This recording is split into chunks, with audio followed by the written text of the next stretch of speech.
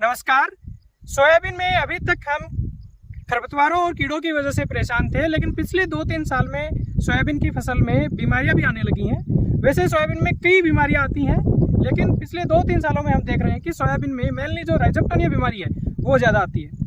मैं आपको एक चीज़ क्लियर कर दूं कि खरपतवारों का कंट्रोल आप खरपतवारनाशी दवा का स्प्रे करके कर सकते हो, उससे नहीं हो तो आप हाथ से खरपतवार निकाल सकते हो। कीड़ों का भी आप कंट्रोल कर सकते हो, नए नए कीटनाशक मार्केट में आ रहे हैं। लेकिन यदि बीमारियां एक बार ज़्यादा आपके खेत में जड़ जमा लेंगी तो बीमारियों को कंट्रोल करना बाद में मुश्किल हो जाता है।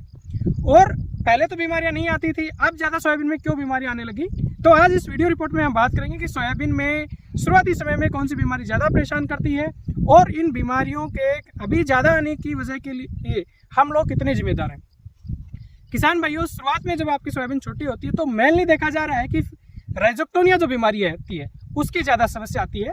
किसान भाइयों, जो राइजोक्टोनिया बीमारी है इसका स्टेज स्पेसिफिक लक्षण होते हैं, यानी कि शुरुआती समय में जब पौधा छोटा होता है तो इसके लक्षण कुछ और होते हैं, और जब फसल फली पे आती है तो इसके लक्षण कुछ और होते हैं। पर ज़्यादा जो नुकसान किसान उठाता है वो इसकी शुरुआती स्टेज पे उठाता है। अब उसमें आप इसको आइडेंटिफाई कैसे करेंगे कि ये राइजोक्टोनिया या कैसे, क्योंकि इसमें होता क्या, पौधे आपके जैसे आप इस खेत में देख रहे हो सूखने लग जाते हैं पौधे, तो उसमें कई बार किसान कंफ्यूज हो जाता है कि ये किसी बीमारी की वजह से है या कीड़े की वजह से है। तो जो राइजोक्टोनिया के जो लक्षण है इसमें होता क्या है, जैसे जो आपका ये तना होता है, जड़ और तना जो जड़ से लगता है उस हिस्से में आपको भूरे भूरे लाल रंग के डोट जैसे, यानी अंदर धसे हुए धब्बे से आपको दिखाई देंगे। और शुरुआत में आप पौधे पे देखेंगे तो आपको पौधा ऊपर से पीला और ऊपर भूरे भूरे आपको धब्बे दिखाई देंगे। जैसे ये पौधा है, इसमें अभी राइजोक्टोनिया की प्रॉब्लम है, लेकिन इसको हम बचा सकते हैं अभी भी यदि स्प्रे कर दे तो। आप ऊपर देख रहे हो पौधा पत्ती पीली पड़ गई है, ऊपर भूरे और लाल लाल रंग के धब्बे दिखाई दे रहे हैं। नीचे आप इसके तने पे देखो, यहाँ ये कट टाइप में भी आपको लग रहा है जैसे कट गया हो, और ये इस पे धब्बे बन रहे हैं लाल और भूरे रंग के। तो इस टाइप के सिम्टम्स शुरुआती समय में दिखते हैं। और इस बीमारी को, राइजोक्टोनिया को समझने का, जिसको आप साधारण भाषा में जड़ सड़न भी कह सकते हैं, इसका सीधा सा सिम्टम है कि जैसे आपका ये जड़ है, इसको आप थोड़ा लगाएंगे तो ये आसानी से ये छिल जाएगा, इसका छिलका छिल जाएगा। तो ये इस बीमारी का पिक्यूलियर सिम्टम है कि यदि ऐसे आसानी से इसका छिलका छिल रहा है तो ये राइजोक्टोनिया ही है। अब राइजोक्टोनिया के लिए हम कैसे जिम्मेदार हैं या वर्तमान परिस्थितियां कैसे इसके लिए अनुकूल हो रही हैं। सबसे तो बड़ी बात यह कि हम लगातार सोयाबीन बो रहे हैं, और पिछले सीजन में रबी में यदि हमने चना बोया, लहसुन बोया है या सरसों भी बोई है तो उस केस में इस बीमारी के आने की संभावना ज़्यादा है। और इस बीमारी से मैं आपको इसलिए ज़्यादा अवेयर कर रहा हूँ क्योंकि ये सॉइल बोर्न डिजीज है। ये इसका जो फफूंद है जो इस बीमारी को फैलाता है वो जमीन में रहता है। यदि एक बार ये बहुत ज़्यादा फैल गई तो इसका कंट्रोल बाद में मुश्किल है। तो हम कैसे जिम्मेदार हैं उसकी बात कर रहे थे। एक तो हम लगातार सोयाबीन कर रहे हैं, और दूसरा कहीं न कहीं यदि नमी ज़्यादा है खेत में, उस परिस्थिति में ये बीमारी ज़्यादा आ जाती है। साथ ही हम बहुत ज़्यादा 100% हर्बिसाइड का स्प्रे कर देते हैं, 2-3 हर्बिसाइड का स्प्रे मिला के स्प्रे करते हैं, उससे जो फसल को आपकी को झटका लगता है, और वैसे में जो इस बीमारी को फैलाने वाली फंगस है उसको पौधे पे अटैक करने का पूरा मौका मिल जाता है। उस टाइम पौधा कमजोर होता है और उसी टाइम ये पौधे पे बुरी तरह से अटैक करती है। और आप इस खेत में सिचुएशन देख रहे हो, आई थिंक यहाँ तो 50% से ज़्यादा भी पौधे मर गए हैं। और एक बार ये ठीक से इस बीमारी का अटैक होने के बाद में बहुत प्रभावी इसका इलाज नहीं है। ये उसके कुछ लक्षण थे, कुछ वजह थी जिनकी वजह से ये बीमारी ज़्यादा आती है।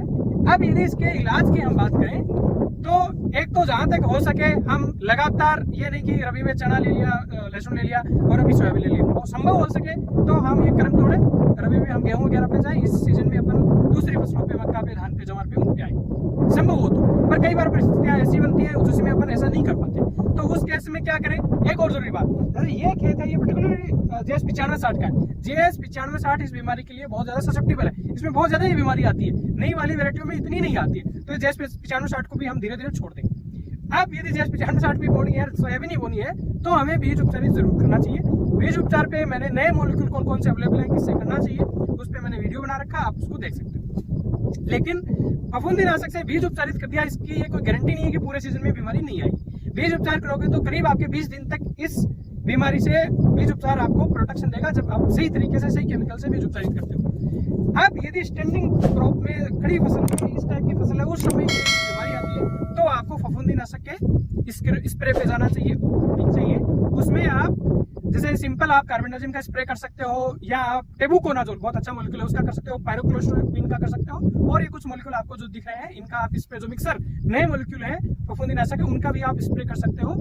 लेकिन इसमें क्या है, ये सॉइल बोर्न डिजीज है, जड़ से होती है। इसमें आपका पौधा बिल्कुल गीला होना चाहिए, तर गीला होना चाहिए, पानी की मात्रा आपको पर्याप्त लेनी है, यानी 1 हेक्टेयर में आप कम से कम 500 से 600 लीटर पानी लें और स्प्रे करें, तब ये जाके कंट्रोल होगी। लेकिन यदि पौधा में ज्यादा अटैक है और पौधा जैसे इस कंडीशन में कोई पौधा है, अब इस पे आप कुछ भी स्प्रे करते हैं कंट्रोल नहीं होगा और ये पौधा डाई होगा, ये जैसे हाथ लगाने से पड़ रहा है। तो जो पौधे लेकिन जिसमें यदि कम अटैक है, उन पौधों पे में आप इस बीमारी को कंट्रोल कर सकते हो।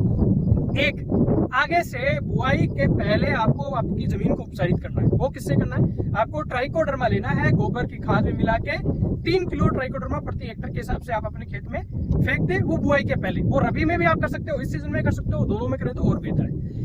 पूरी बात सार रूप में कहूं तो लगातार सोयाबीन न करें, ऑप्शन हो तो दूसरी फसलों पे भी जाएं, नई वेराइटियों का सिलेक्शन करें। अंडसंड हर्बिसाइड का, खरपतवारनाशी दवाओं का स्प्रे ना करें, उससे फाइटोटॉक्सिसिटी प्लांट पे आती है, प्लांट को झटका लगता है, ये फफूंद जमीन में होती हैं, जैसे प्लांट कमजोर पड़ता है ये अटैक कर देती हैं, वो चीज है। इसके अलावा आपको बीज उपचार जरूर करना है, और उसके बाद भी यदि इस बीमारी के सिम्टम दिखते हैं तो तुरंत एक्सपर्ट से मिले और स्प्रे करें, क्योंकि ये बीमारी बहुत तेजी से अटैक करती है। क्योंकि ये पौधा इतना छोटा होता है, इस टाइम लगातार बारिश होती रहती है, जुलाई लास्ट में, अगस्त में, तो ये खेत में नमी बनी रहती है, तो बहुत तेजी से अटैक करती है। तो यदि ऐसी प्रॉब्लम लग रही है तो आपको तुरंत फंजीसाइड का स्प्रे कर देना चाहिए और आपको भूमि को आपको जरूर उपचारित करना चाहिए। नमस्कार, जय हिंद।